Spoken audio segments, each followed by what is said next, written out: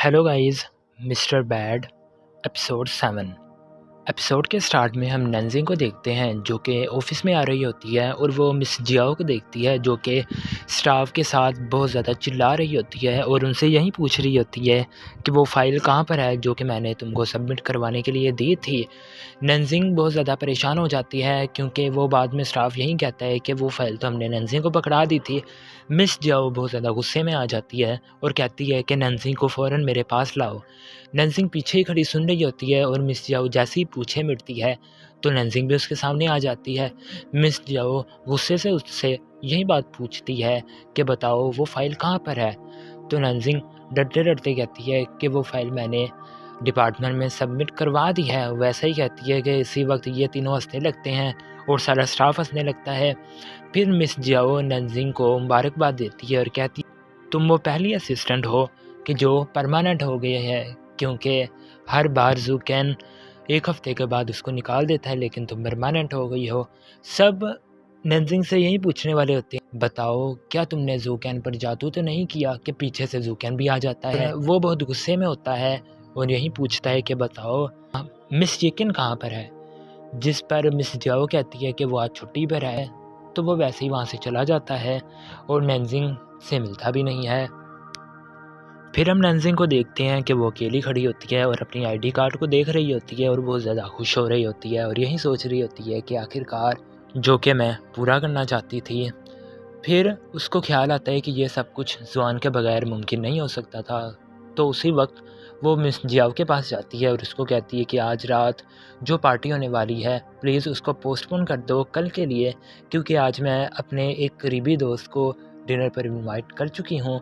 तो miss Xiao मान जाती है आसानी से ही। दूसरी तरफ हम ज़ूकैन को भी देखते हैं जो कि अकेला बैठा है मिस येकिन की बातों को ही सोच रहा होता है कि उसने उसके साथ कल कितना बुरा बर्ताव किया था। फिर हम नंजिंग को देखते हैं जो कि ज़ुआन को कॉल करती है और कहती है कि आज रात डिनर है तुम्हारे लिए तो तुमने ज़रूर आना है। जिस पर ज़ुआन कहता है कि मैंने नहीं आना। फिर नंजिंग कहती है हंसते हुए कि अगर तुम नहीं आए तो तुम्हें पता होना चाहिए कि मेरे पास टेलीपोर्ट करने की ताकत है तो मैं तुमको वैसे भी बुला सकती हूँ। इस वजह से ज़ुआन मान जाता है। फिर नंजिंग ज़ुआन को एक गेमिंग मॉल में ले आती है जहाँ बहुत सी गेमों के बारे में बताती है। ज़ुआन तो नंजिंग को जैसे जैसे देख रहा होता है वो यही कह रहा होता है कि किस तरह के बच्चों जैसी इसकी सोच है। जिस पर नंजिंग कह देती है कि मसला असल में किसी का भी नहीं है। असल में बात यह है कि तुम पुराने ज़माने से आए हो, इस वजह से तुमको इन सारी बातों के बारे में नहीं पता है। ज़ुआन इस बात को चैलेंज समझता है तो वो वैसे ही करता है जैसा कि नंजिंग करती है। फिर वो जाते हैं जंपिंग वाली जगह पर जहाँ नंजिंग बहुत ज़्यादा जंप कर रही होती है, जबकि ज़ुआन उसको देखकर अभी भी यही सोच रहा होता है कि किस तरह का बच्चों जैसा ज़हन है इसका।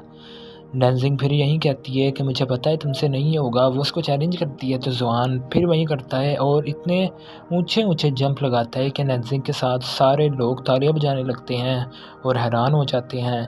फिर स्लाइड वाली जगह पर जाते हैं जहाँ नंजिंग तो बहुत ज़्यादा डर रही होती है। अभी काउंटिंग चली रही होती है कि ज़ुआन पहले ही उसे धक्का दे देता है। नंजिंग जब स्लाइड कर देती है तो वो ज़ुआन को बहुत ज़्यादा सुनाती है। फिर ज़ुआन भी स्लाइड करता है तो वो उसकी ज़िंदगी की पहली स्लाइडिंग होती है क्योंकि उससे पहले उसने कभी भी ऐसा कुछ नहीं किया था।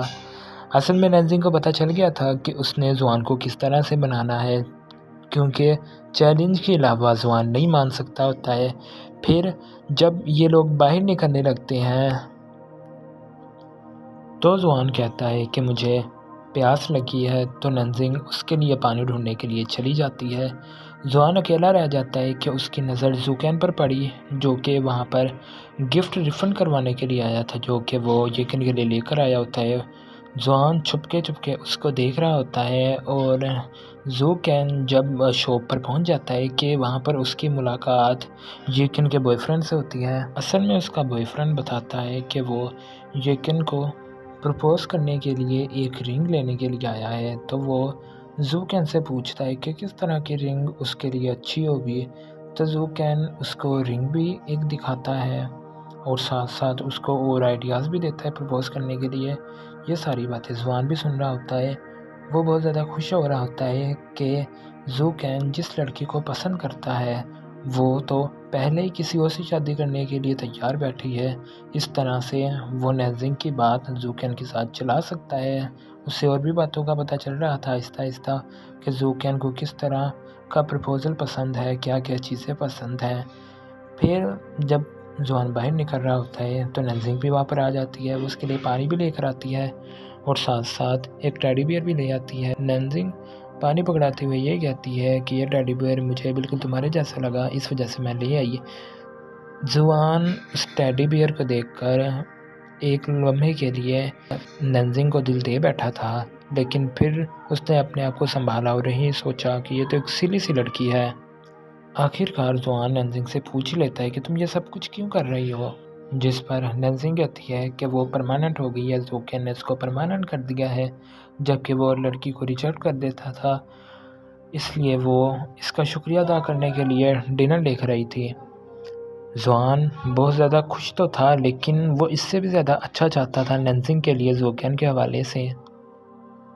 नेक्स्ट सीन दिखाया जाता है जहाँ नेंजिंग अपने घर पर होती है और सारा दिन की ली हुई तस्वीरों को देख रही होती है कि उसकी मॉम भी वहाँ पर आ जाती है और कहती है कि बताओ आज का दिन ऑफिस का कैसा रहा। नेंजिंग की स्माइल वाज़ेह थी कि उसका दिन बहुत अच्छा था और सब कुछ अच्छा हो रहा है। तो उसकी मॉम उसको और ज़्यादा मोटिवेशन देकर वहाँ से चली जाती है। फिर हम ज़ुआन को भी देखते हैं जो कि भालू को बड़े गौर से देख रहा होता है और यही कहता है कि वो पागल लड़की ने किस तरह से कह दिया कि ये बिल्कुल मेरे जैसा लगता है, ये तो बिल्कुल बदसूरत है, ये मेरी तरह का तो है ही नहीं। अगला दिन दिखाया जाता है जहाँ नेंजिंग सो रही होती है कि खिड़की के बाहर ज़ुआन होता है जो कि नेंजिंग को उठाना चाहता है ताकि बता सके कि वो ज़ूकेन के सामने किस तरह से जाए। तो वो खिड़की पर एक पत्थर फेंकता है तो नेंजिंग उठ जाती है और ज़ुआन कहता है कि मेरे घर पर आओ। नेंजिंग मान जाती है क्योंकि वो उसको लगता है कि जैसे ये पता नहीं बच्चों जैसे हरकतें क्यों कर रहा है।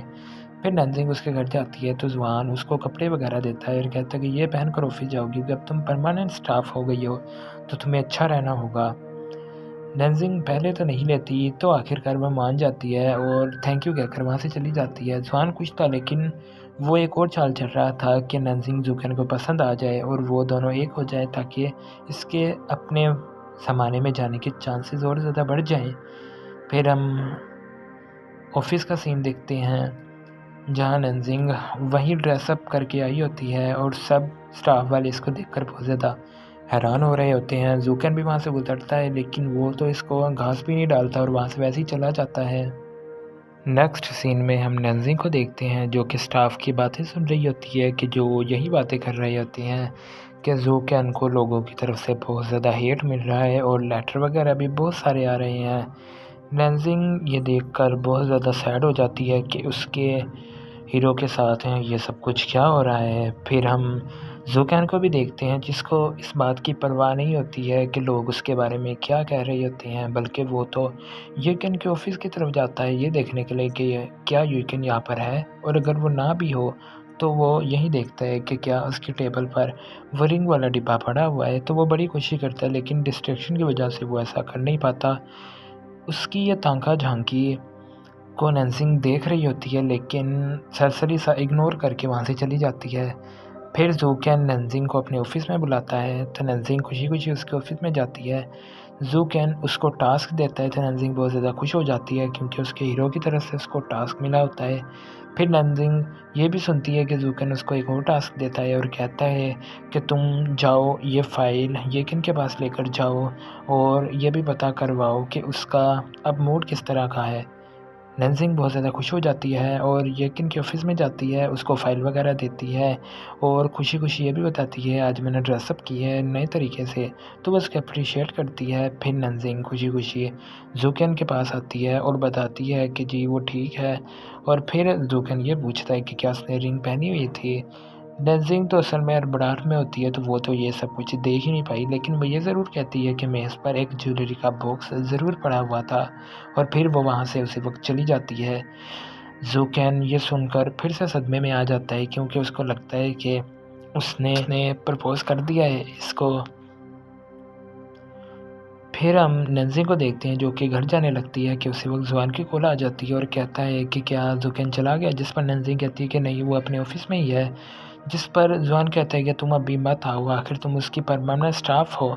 अगर तुम चली जाओगी पहले ही तो उसका तुम पर से एतमाद उठ जाएगा, तुम उसके साथ ही बाहर निकलना। फिर वो फ़ोन कट कर देता है तो नैन्सी को भी समझ लग जाती है कि जुआन ठीक कह रहा है, तो वो वहाँ पर काम करती है कि उसी वक्त जुआन भी आ जाता है डिनर के बहाने और सारी सिचुएशन को देखने के लिए, और वो उसको खाना देता है और साथ में एक वाइन की बोतल भी देता है और वहाँ से चला जाता है सारा सिस्टम देखकर। फिर ज़ूकेन जाने के लिए निकल पड़ता है। यकीन की वजह से ज़ूकेन ने ड्रिंक की होती है तो नज़ीम उसके पास भाग कर जाती है और उसके साथ जाने लगती है, क्योंकि उसकी वो हालत नहीं होती है कि वो अकेला जा सके। वो लिफ्ट में ही होते हैं कि उसी वक्त लिफ्ट ख़राब हो जाती है और वो दोनों वहीं पर फंस जाते हैं। नज़ीम बहुत से लोगों को बुलाने की कोशिश करती है लेकिन कोई उसकी वहाँ पर आवाज़ ही नहीं सुन रहा होता है और नज़ीम बहुत ज़्यादा डर जाती है और इसी के साथ ये एपिसोड यहीं पर ख़त्म हो जाता है।